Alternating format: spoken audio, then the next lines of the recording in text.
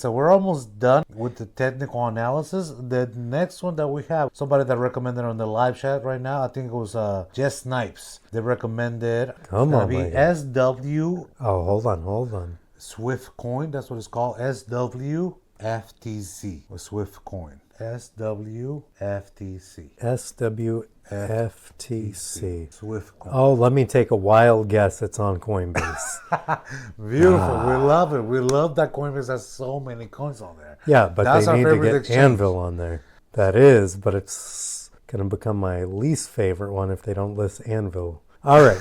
All right, so we're going to be doing live technical analysis on SwftCoin, which is SWFTC. I'm going to hand it over to Crypto Papi right now. All right, we have SWFT coin, SwftCoin, paired with the US dollar, weekly time frame. Data is coming from Coinbase. It was listed on Coinbase on July 18th, 2022. And you could see here we dumped to the downside. This looks similar to the Anvil chart, but on a longer time frame. Right, so you can see here we dumped once we got on Coinbase. We consolidated, moved sideways before starting to round up to the upside. We got rejected back down before getting bought back up. Again, rejected down before making our moonshot to the upside. Excuse me, guys, I'm still hiccuping from dinner. You could see here from our most recent swing high, our most recent moonshot of just about a penny and a half, just shy of a penny and a half, 0.014145. We came back down and retested these highs, which to me is an extremely bullish sign. So where I'm going to plot the horizontal ray, I'm going to plot it and lock it. Then I'll show you where I was looking.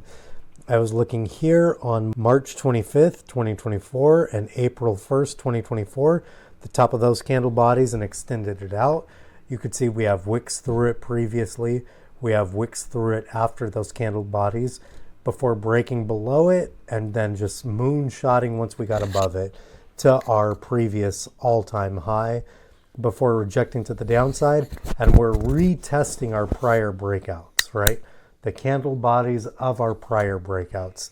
So it looks like that's a bullish movement to me on the weekly time frame.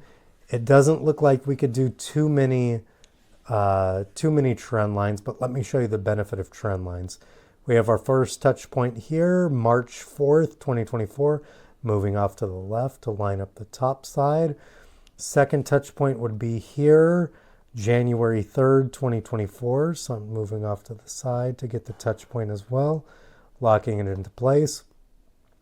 You could see here two touch points here, which I just said the dates, extended to the right. We came up, rejected below it, got above it, and once we broke above it with the candle body, we just moved to the upside.